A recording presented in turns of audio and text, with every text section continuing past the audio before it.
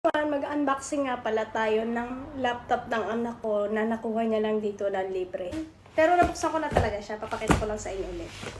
Ayan yung box niya. Nagtataka akong bakit may nakuha akong box. So ayan, nakalagay Utdusien Ludipactomo. Ito yung department na nakakasakop dito sa lugar namin.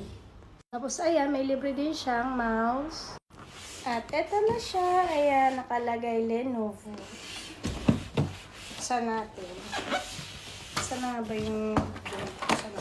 So, yan. Dito sa laptop, meron din silang nakatatak.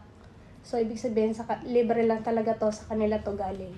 So, mga pwede lang kumonetize yung mga college at lycée, yung mga bababa pa pang antas, hindi pa siya po pwede. So, ang kailangan nyo lang ay mag-register doon sa Pass Plus po FR at tingnan nyo kung eligible kayo kasi may hiningi pa doon ng mga tax at kinakalculate nila kung eligible kayo sa free na laptop. Yan, malalaman nyo din pala na pang college siya. Yan, meron nakalagay dyan, collegian.